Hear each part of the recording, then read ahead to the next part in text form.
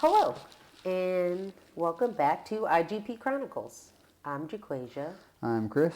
and welcome to our new podcast room. Yeah. Finally got it situated. Yeah. Might make a couple of tweaks here and there, but I think we're on the right path anyway. I love this picture though, so I'm glad Yeah. that it's in it. It's like... That was kind of a surprise. Yeah, that was a surprise. That is my dog, Gigi, Galaxy von der Herzenhaus. So I like that picture pretty badass. Her being ferocious on our wedding day. And me holding her in heels. A wedding dress. In a white dress. She knew we were going to take pictures with her and EXO. And Gigi, yeah. And Gigi, but she did not know that I had also packed a sleeve and a whip to do a little action photo while we were there also. Yeah. So You were like, just hold her for a second. I was like, okay. And then I saw the sleeve come out and I was like, oh, that'll be badass. So if you get the chance, IGP people, to do a cool picture, I recommend it. I know a couple people have done it. yeah, turned out pretty cool. This sits in our living room and it's a pretty big eye catcher, and I'm glad we did it. It came out really well.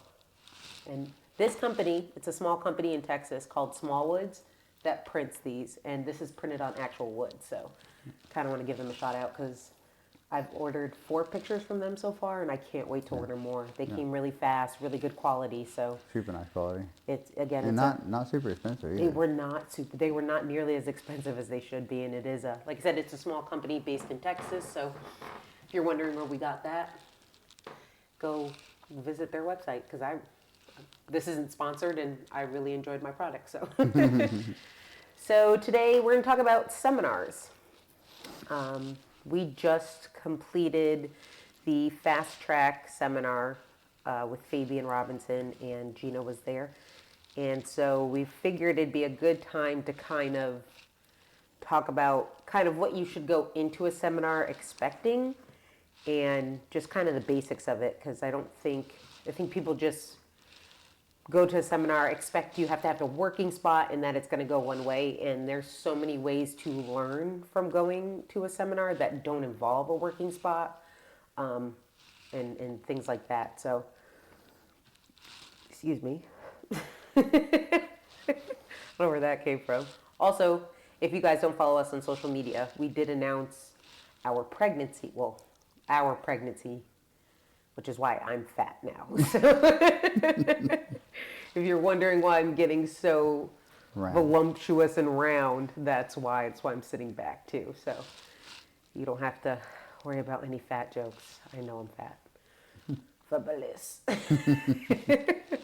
But yeah, so we went to the fast track seminar.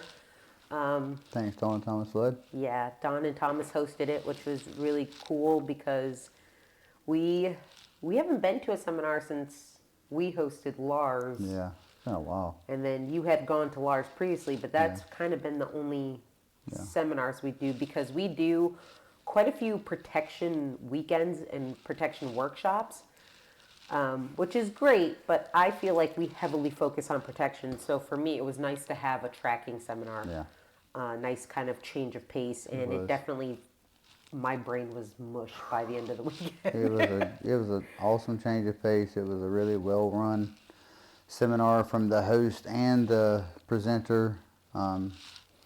Very, very easy to be at, and very easy to attend, and easy to listen to. Very informative.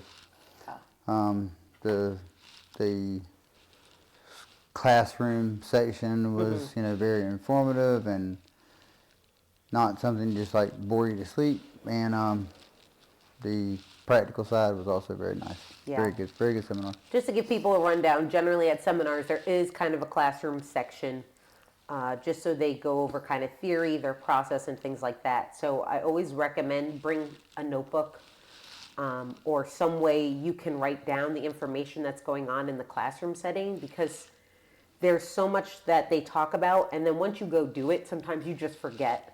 And this seminar, and most seminars, do a classroom section each day. Normally the first day is the longest and the second day is shorter, and they do a nice wrap up normally on the third day. But definitely bring a notebook, something you can write with. We had our I got an iPad pencil. That was Yeah. a present of mine. So I had my iPad so that I could take notes and kind of just pick out things that I knew would help me as the seminar ended. So that's definitely one thing. They generally offer a certain amount of working spots and then, the audit spots. And I think people get hung up on needing a working spot, Yeah, but for sure. you really don't. The thing is, like, I actually went with the anticipation of doing an audit spot.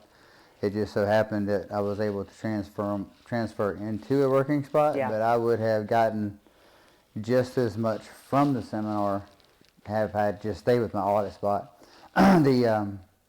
What people don't understand is, I think, going into a lot of seminars is watch what he's doing or anybody is doing with every dog on the Right, field as yeah. much as you can, because yes, that might not pertain to the dog that you're currently trialing or training or whatever, but it might be the next dog or your friend's dog or Right. some of my club member's dog Yeah. or something else, or maybe not all of it, but a piece of it or something will Or transfer. the dog you get next. Or Right, exactly. And there's so much that, I Goes feel into like it, doesn't get looked at from that side. I almost like having an audit spot sometimes better than having a working Yeah. spot, because you can see More.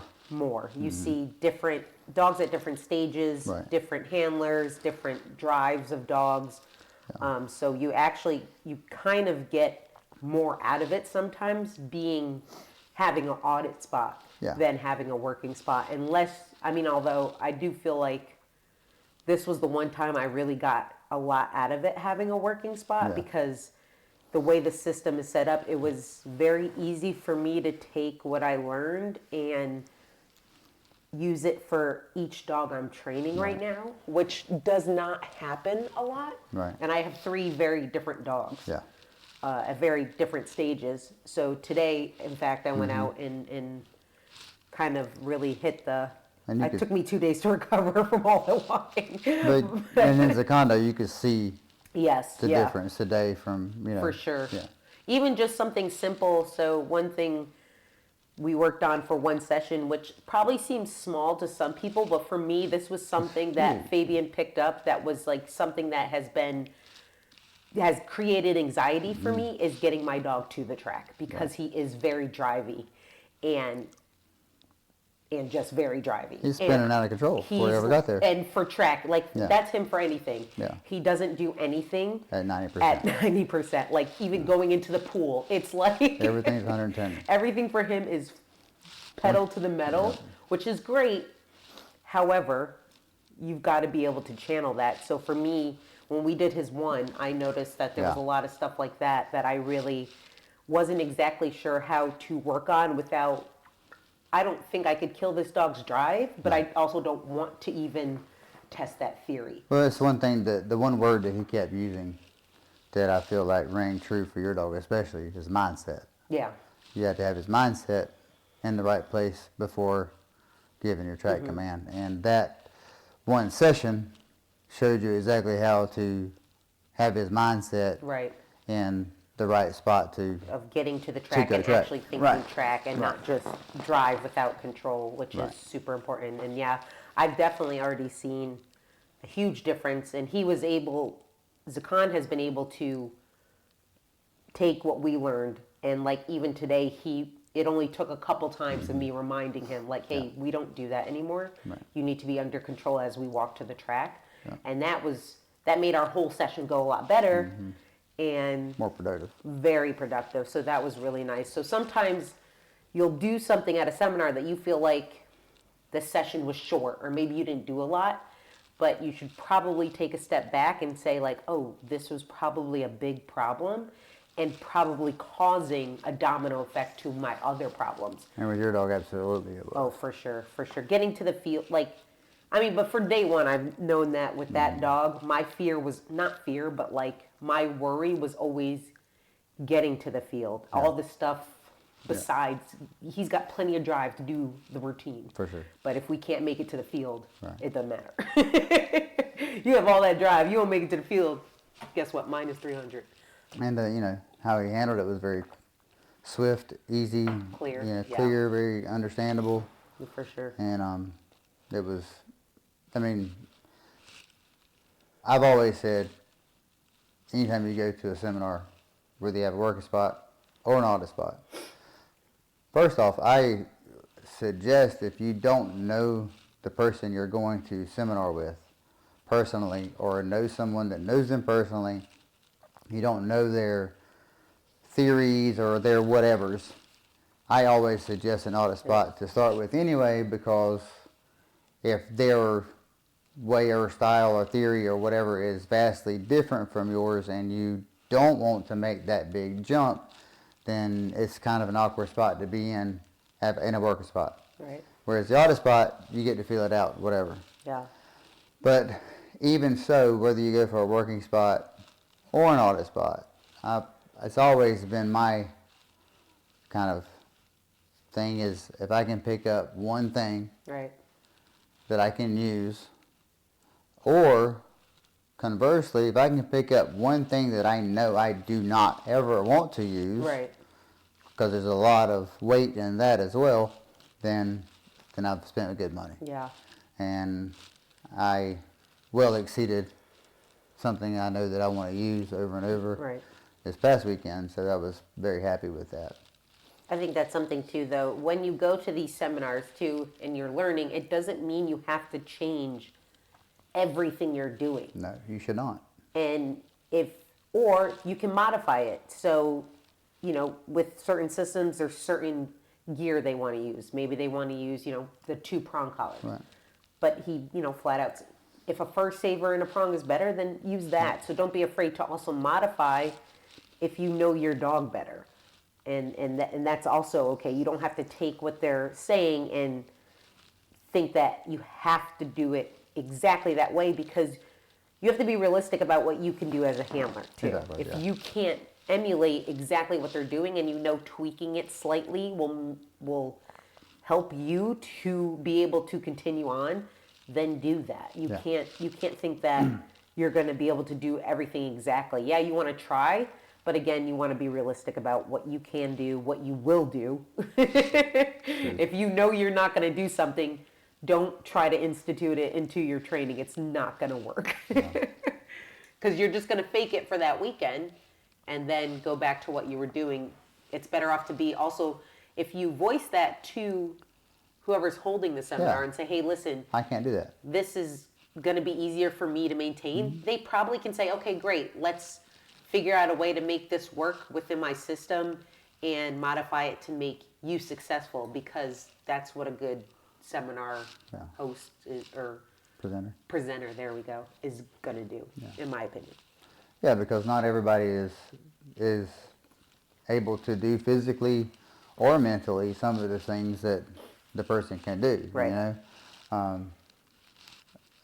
If you're not very agile or you're not very coordinated or whatever, there's certain things you can't do in a system, and then you have to try to adapt it to what you're physically capable of doing.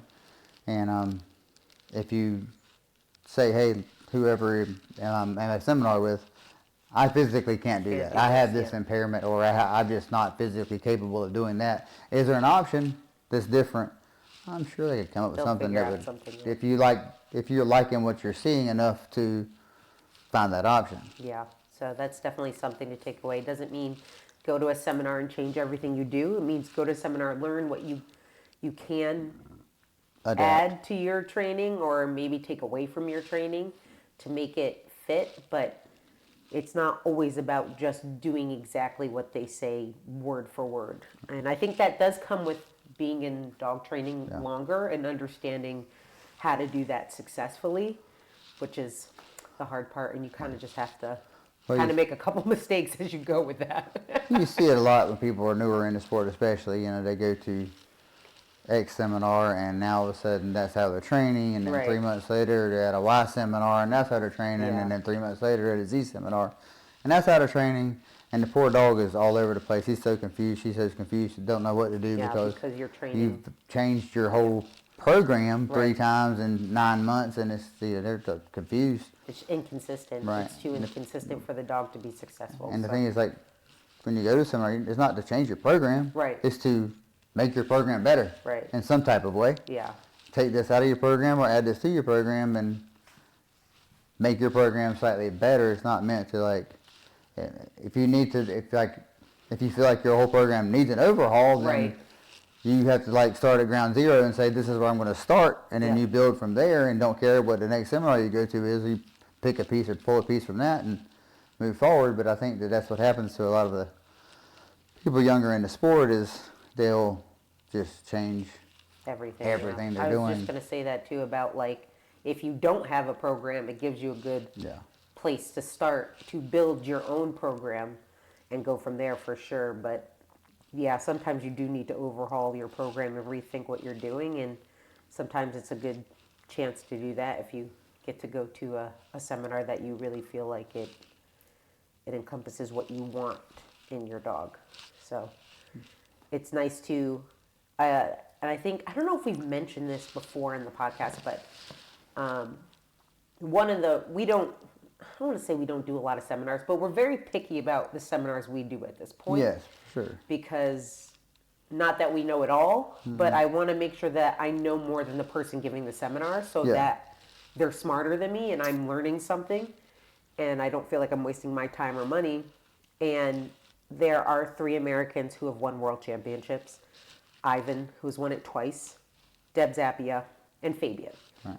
All have won world championships. So if you have a chance to take a seminar from a world champion, whether you like them or not, I feel like it's like, even if we didn't like Fabian, which Right. he's a cool person, yeah. actually, he's really laid back, and I've known him for a long time, and he is cool, but even if we didn't, I would still take a seminar from Still him listen to him. just because of where he's been. He didn't get that by accident. And it's not just, yeah, he won a world champion, but he's also been at the top a lot. Yeah. You know, he had Boker, he had, I want to say it's Jager, the shepherd Yeah, he had. yeah. But he had a Malinois and a shepherd Yeah. at the top.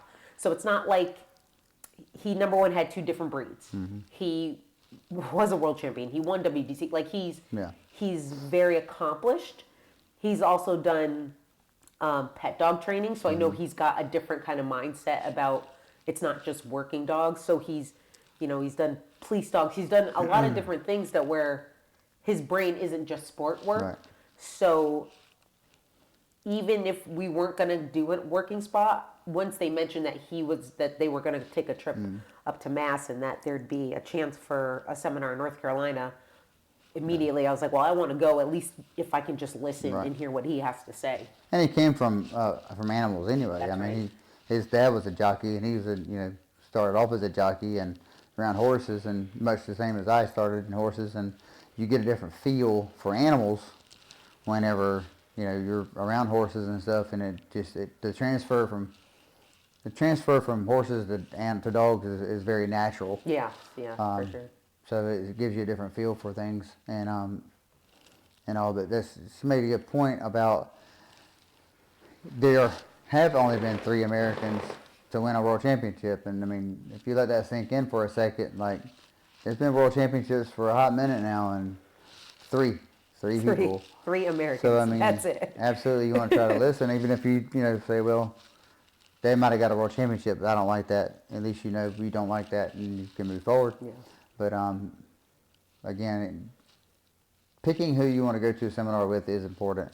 For sure. Do your due diligence. If you don't know who the person is, check with people. Ask them, what is this person about? What have they done in this sport? How did they get into the sport? What does the sport mean to them? Different questions that you want to know that is in your wheelhouse, I guess, of how you feel. You know what I mean? So something not vastly different. And even not just like them, but people who have gone to train with them. If you can talk to people who have been coached by them like consistently, or they went to this person to work out a problem, talk to those people, because that's really going to be kind of where you get quite a bit of information. Is if a good friend of yours that you train with is like, yeah, I went to this person and they helped me go from here to here in my training, and you hear multiple stories like that, then it's like, okay, yeah, this is definitely worth my time to go listen to this person, because they've helped people that I trust with their dogs. So there's that too, is if the people that they're coaching and training and are training with them consistently, they're doing well, Right. then they know how to teach people too. It's not just about being able to do it. You have to be able to teach people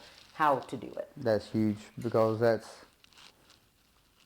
anybody that can do something really well does not automatically mean that they can transfer to you the information on how to do that really well. Right. Because this person can read this dog and know what this dog needs in the moment doesn't mean they can show you how they're seeing that and Yep. portray that to you in a way that you can understand it and use it and move forward with it. Right. I mean, so because this person has had a lot of accomplishments doesn't mean that they can relay it Right. to the layperson. Luckily, this past seminar was very much so. I mean, there were people there from, that have had accomplishments in the sport, and there were people there that have had no accomplishments in the sport yet. Some people have hardly titled a dog yet, and everyone, I feel like, got Yes. something out of it. Like, And it wasn't. the way he coached everyone Yes. was so that they could understand very easily. The most experienced to the least experienced got the same intensity. Right. And that was the part that really, for me, was to kind of set the tone for the weekend. Like, he was as intense with the most inexperienced person to the most experienced person. And a lot of times you'll go to seminars and you can feel like, this person is really accomplished and does really well. And you can tell, like, it feels as if this person's like, there's something left. Mm-hmm. They're not telling because they want to keep that little competitive edge. Right. You know what I mean? I don't feel like there was any of that this past weekend. I'm not here to sing Fabian's praises or anything, but it was a good seminar. But there are seminars where you could for sure feel like they're holding back a little bit. Yeah. And I didn't feel like with the most inexperienced person to the most experienced person at the seminar, I don't feel like there was any holding back or any, like, I don't know. You're missing a piece of the puzzle. Yeah, puzzle. exactly. He gave you all the pieces. Like, you just had to figure out how to put them together, and he did a really good job at trying to show you how to put them together. Yeah, and that's super important at any seminar you go to. There was a couple points I wanted to touch about, like being respectful of the hosts and just making sure when people, and even when we have protection weekends and we open up our property, it always gives me a slight anxiety because now we kind of have it to where it's certain people and they know the rules. But even with like the training weekend, we're hosting the Southeast Regional Training Weekend in September, and opening up your property to people is nerve-wracking because yes, they're all dog people and you assume they will treat your property with the same amount of respect that they treat their own. However, they might treat their own the same way, which is not good in some cases. True. Because I was that is the chair also making that noise. Yeah, I promise. I was actually, the one thing that I was most shocked about as far as outside of the seminar this weekend was, and when I'm at a seminar like that, I'm not paying attention most of the time because I'm either watching the seminar or I'm rushing to get my dog, or I was helping you stage your dog or whatever. So I wasn't like paying attention, and twice this weekend I stepped in poop. And I don't see how that's even possible in a situation like that, because every time your dog poops, you should have a bag and get it cleaned up immediately. Someone opened up their property to have this and host this and allow you to be there, and that's like the least you could do is to pick up your dog's poop on the property. It's not like they were like making your dog's poop at a certain spot or anything that they said they didn't care. We do. Like if you come to our property, there's a certain spot that your dogs are allowed to use the bathroom. But that's kind of why, because then you allow people to, assuming they'll be respectful, and then something simple. And like, if you forget in the moment, that happens, but you're it was a seminar where it's hot, so the dogs are coming out to use the bathroom, going to work, going back in the car to cool down. So as soon as your dog, or like, hey, there was, a group of people around, hey, I forgot a bag. Could somebody just grab me a poop bag real quick?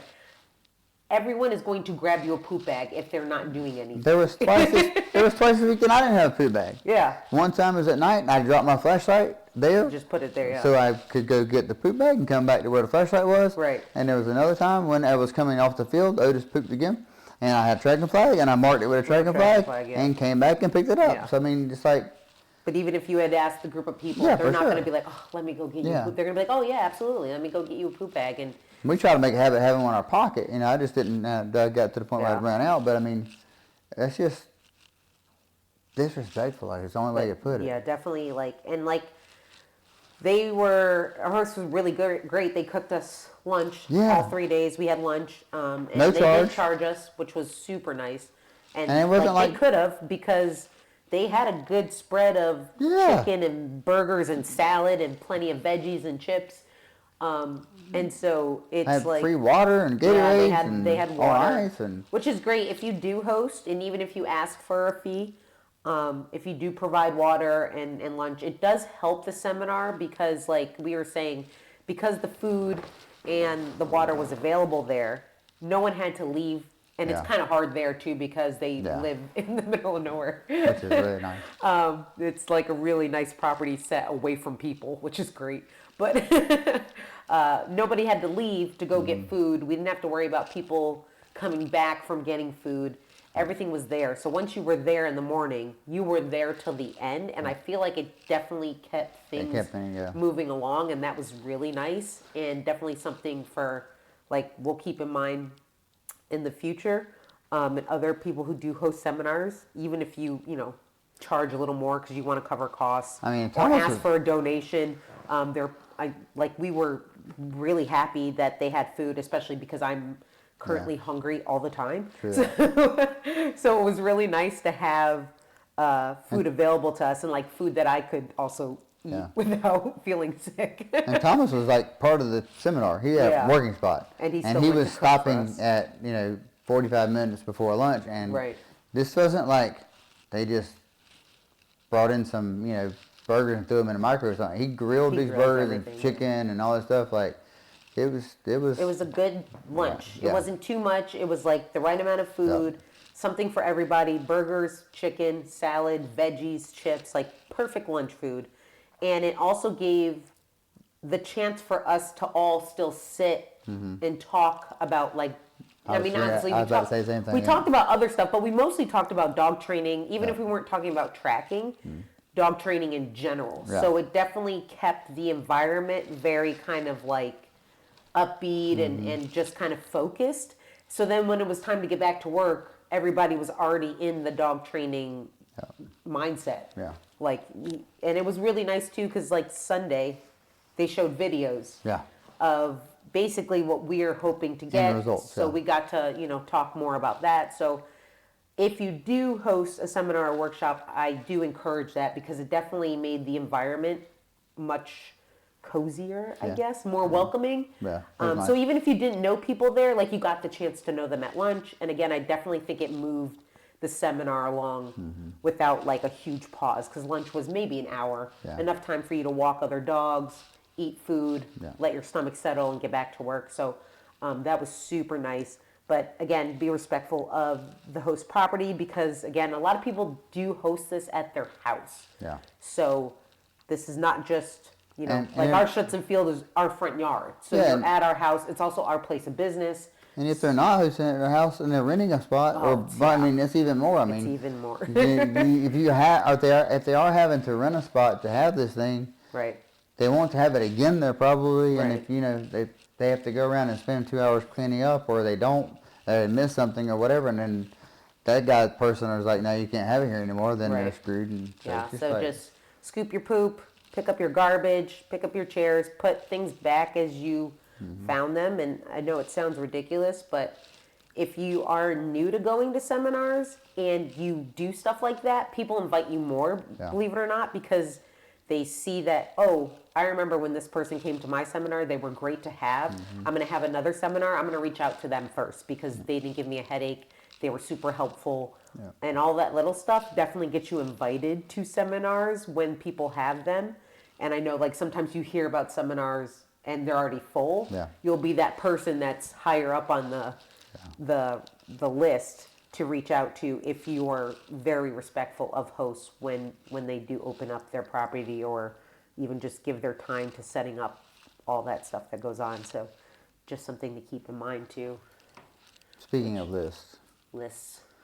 if you are going to a seminar, no matter the season, be prepared for any season.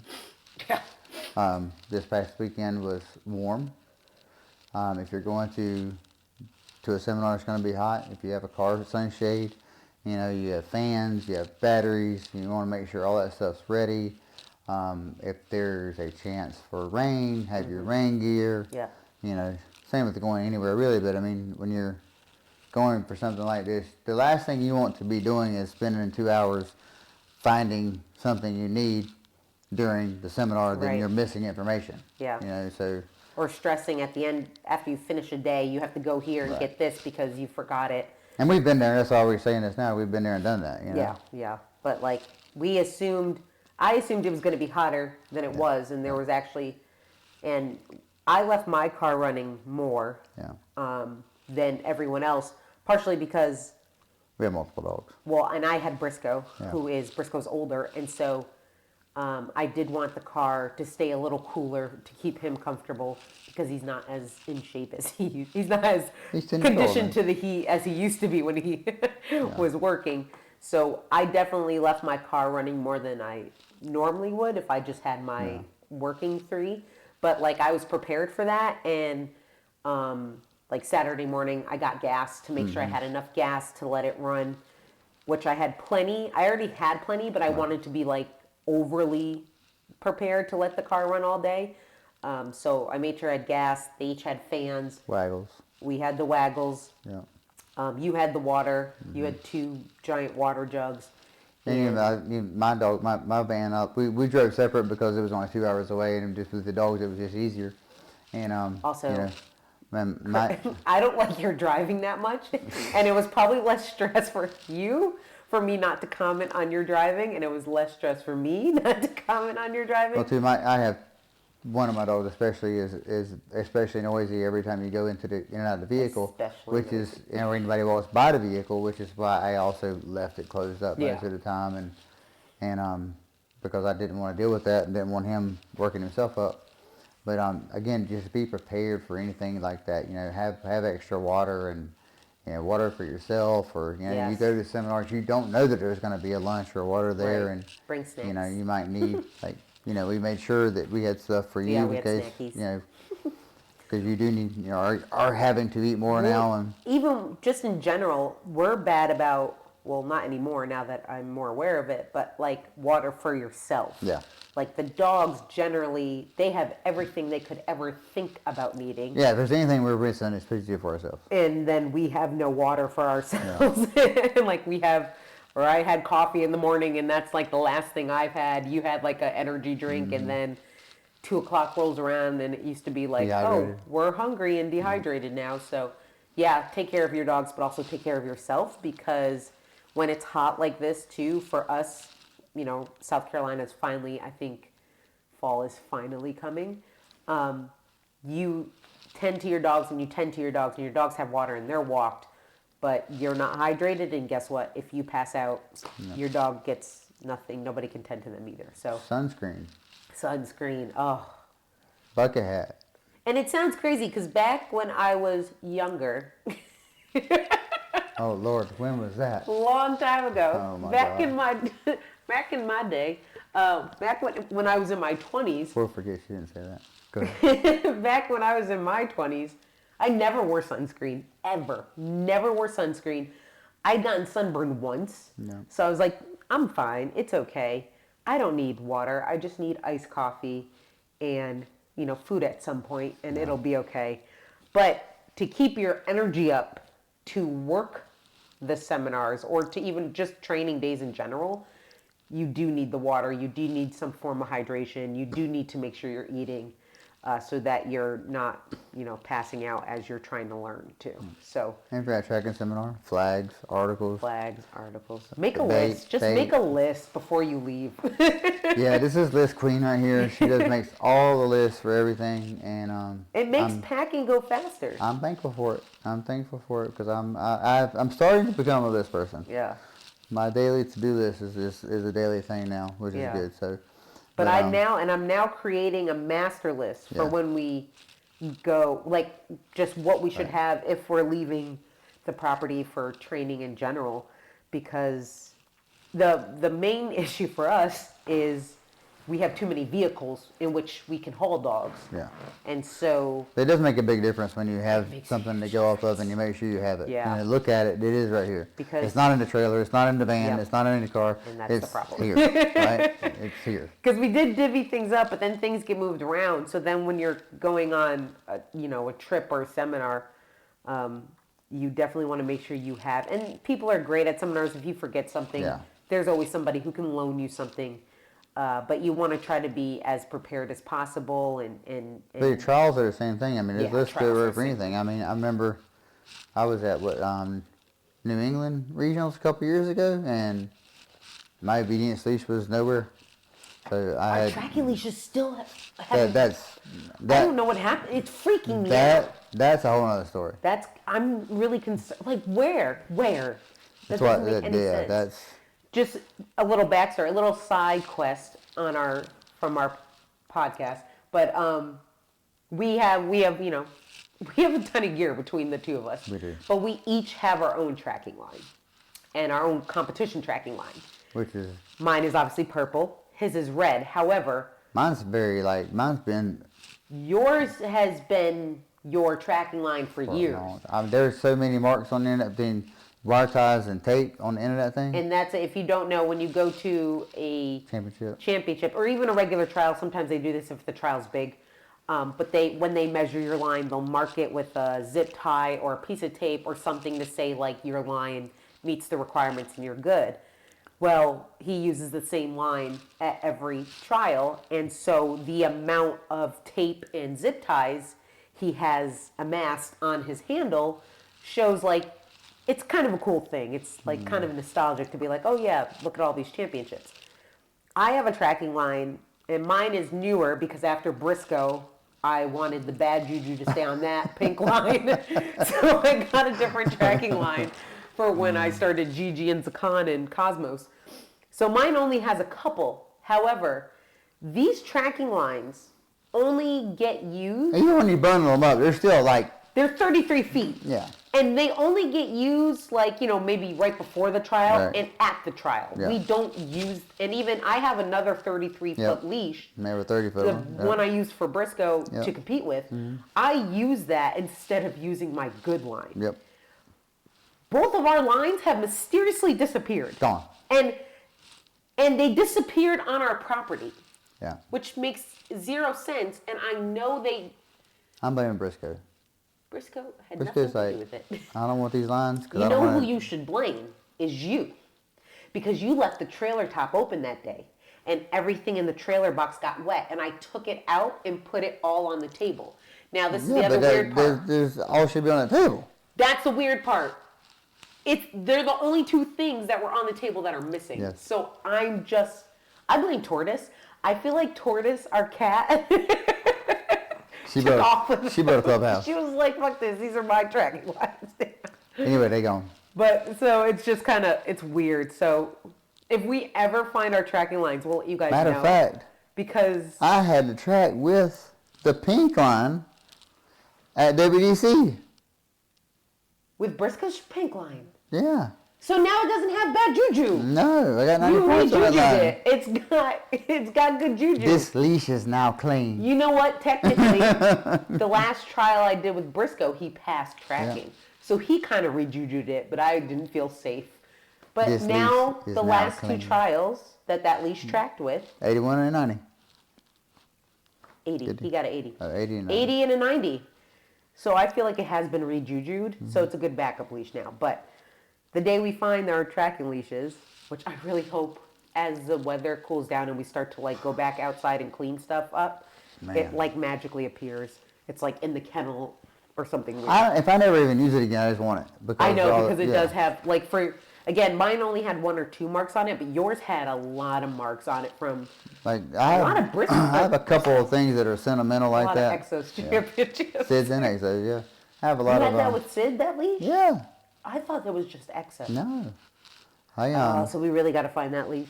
Like I have a couple of things that are, in far as gear wise, that are sentimental. Like, and that leash is one of them. And I have a Agape sleeve that's put away that T. Floyd signed years ago. Oh wow! And I didn't know that. Yeah, it's put away, and that's really like the only 2 things I have kind of. Well, no, I have a puppy rag that I've had since Bulldog days. That's still holding up. At some point, you have to shadow box that so it Yeah. doesn't get ruined completely. Yeah. But yeah, that'll. I think after EXO retires, you have to retire this leash though. Well, I mean, it's retired now as it is because it's I know. gone. It's not retired though. It's just lost. But I think if you find it, you should retire it so that. It's to the point I bought a new one, and that hurt my heart. But I bought a new one. But we can combine Sid and EXO's Yeah. things downstairs, and we can have that leash like in the middle. That'd be super cute. That would be. But that's our little side quest for the. One day I do want to go over like gear. That was like my intention, but again with us, we have to arrange that because our gear is spread between 3 vehicles. Yeah.